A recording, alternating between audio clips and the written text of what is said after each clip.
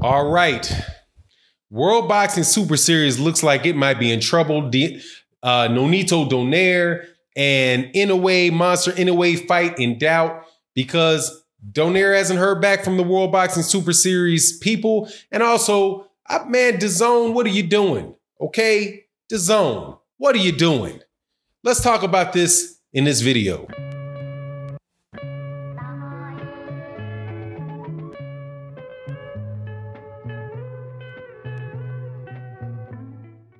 All right, welcome back to the channel, subscribers. Welcome back to the channel, Patreon supporters. Thank you so much for your support. We got a new video up there. We're talking about deadbeat dads on the social and political channel we have on Patreon. I think you'll enjoy it, so go check that out. Also, I want to say thank you to everybody that supports the channel in the super chats. Much appreciation for you guys. You and everybody else that comes in to the live streams. Man, like Cali Enigma, who supports on a regular basis.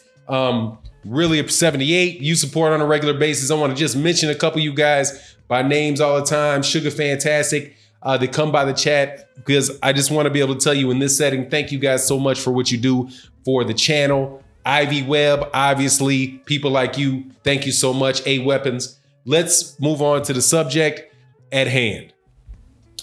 This is not a video that I'm going to do for a lot of, where I think that I'm going to get a lot of views. This is just a real hardcore boxing fan video because I'm going to talk about weight classes in situations that a lot of people don't really care about. Monster Inoue and Nonito Doniare are supposed to be fighting in the World Boxing Super Series. World Boxing Super Series, and I do believe that's bantamweight. I think they're fighting at 108, I'll call it 118 pounds because that's the weight class that those guys are fighting in, 118 pounds. So two very good fighters and a fight that I definitely want to see. Another fight that is supposed to be in this World Boxing Super Series is what I think is one of the most undercover, terrific fights that are on the horizon. And that is a fight between Regis Prograis and Josh the Tartan Tornado Taylor. Josh the Tartan Tornado Taylor. Yeah, tongue twister. Let me tell you. I like all those fighters. I think Monster Inoue is being overly hyped. I don't like all that mess about him, but I do enjoy watching this fight. He's clearly a very good fighter. The problem is, though, we heard not too long ago that the World Boxing Super Series is having money problems. Right? They have money problems. I guess some investors were slow on putting their money back out. I don't know if the ticket sales aren't doing what they want them to do with their fighting over there in Europe. I'm not sure what it is, but it appears as if the World Boxing Super Series is having monetary problems, which is causing problems with them putting on these fights and being able to tell the fighters exactly when it is the fights are going to happen. Because Nonito Doniare said, look, I want to fight Inoue, but you got to tell me, you told me that I would know for sure in June when it was, in July, when the fight was going to take place. And I haven't even heard back from you yet. Okay.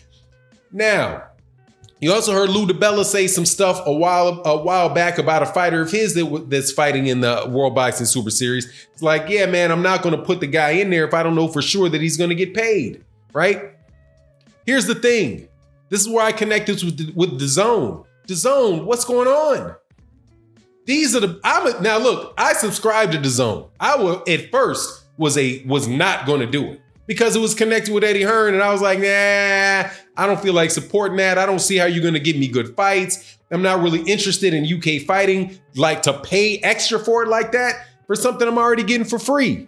But then the World Boxing Super Series came along with really good fights like the Cruiserweight Championship, the championship series they had last year where Usyk and Gassiev and Dorticos and those guys were all were fighting one another. I think Marius Bradis was in that as well. Got to see a bunch of really good fights that I really wanted to see. I was like, yeah, okay, I can do the World Boxing Super Series. We got to see really good fights last year in the 168 pound division where you had George Groves fighting Callum Smith, and Chris Eubank was involved in that as well, like with Yaldemir, right? These are guys that I wouldn't have usually been all that interested in, but you know, if they were just fighting one-offs here and there, but these guys were all in a tournament, and I subscribed to DAZN because of that.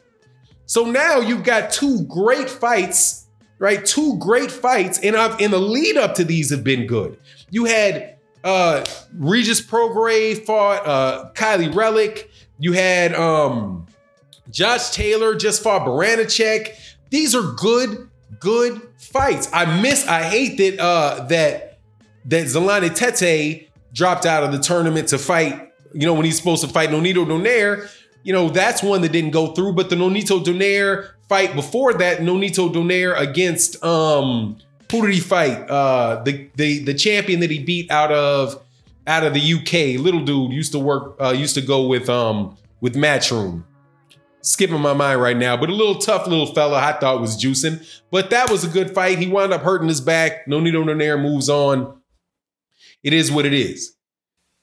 But if it's money that's the problem, and these fights are being aired on DAZN, dude, why don't you put some of that DAZN money to those fights? If you're busy trying to shove, you give all this money to Canelo Alvarez, and you put a fight on there with Canelo Alvarez, you know, pay Canelo Alvarez, I don't know what they said, $30 million to fight Rocky Fielding.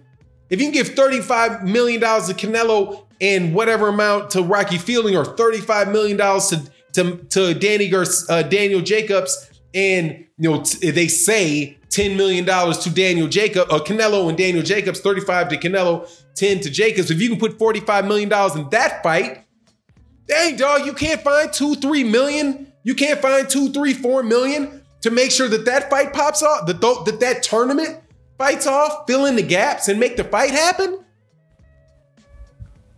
I subscribe to DAZN because of the World Boxing Super Series.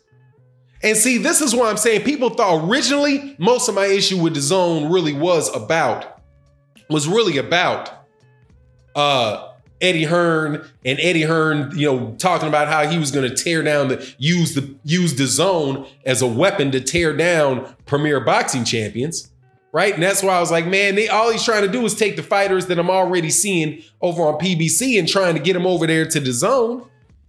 But now when you have a scenario where DAZN can actually offer a unique value, something you're not getting on Showtime, something you're not getting on ESPN, it doesn't seem from the outside looking in like they're willing to jump in there and fund it. Now, as much as I got on HBO, because HBO was doing this stuff, they were doing stuff down in those lower weight divisions, but they weren't doing tournaments. They did have the Superfly though. Can't lie, Superfly. I wasn't a big fan of Larry, God, what is his name? See, man, I'm really Jim Lampley, and the way that those guys covered a lot of black fighters. But I did watch Shoro Vs. fight Chocolatito. I did enjoy those fights. It's just that they were marketing that to an American audience that weren't really feeling the lighter weight classes like that, to the exclusion of propping fighters like Terrence Crawford and Andre Ward and you know, having a contract with the PBC that would allow Canelo to fight Jamal Charlo, you know, those type of fighters. What they did by blackballing Guillermo, and I know certain people don't like me using that phrase, but you know, sometimes I get my colonialist cliches just stick to my head, regardless. So I'm going to use it for that one. Blackballing Guillermo Rigondeaux. That's the problem I had with them. I didn't have a problem with those actually being able to watch those fights. And like I said, I specifically agreed to pay for DAZN for the World Boxing Super Series, because that was a unique quality product that was being put out. I would certainly hope that DAZN would step up, and support specifically that fight. Now, I'm here that they picked up Rivas versus Dillian White. Who cares about Oscar Rivas versus Dillian White? That's a lower, you know, blah. I watched the fight, but seriously, if they don't make, now I said, and people remember the live stream when I first got DAZN, I first subscribed to DAZN. if they do not make this fight happen, help out this fight between Nonito Doniare and if they can't, if the World Boxing Super Series cannot work it out themselves. Now, I'm not saying that they need to make bad business decisions. If the World Boxing Super Series said that they could produce a product and it would get and Dazn said that they would would put in some licensing fees or however they structured it. Hopefully, the World Boxing Super Series can figure that out themselves. But if not, man, I would really, really hope that Dazn could step in and try to save that tournament, save the reputation of that tournament. Because right now, the tournament's taking a hit with their reputation to the fighters and to the managers and to the promoters. Because, well, I guess the World Boxing Super Series is the promoter, but at least to the managers and the fighters, because they can't put their fighters out there if they feel like it's questionable about whether or not they're going to get the fight. And then to put Muhammad Ali's name on top of it with their trophy and not fund the Muhammad Ali trophy fully, man, I'm just not happy. But anyway, hopefully that gets solved. Let me know what you think in the comment section. And with that, I'm out. Peace.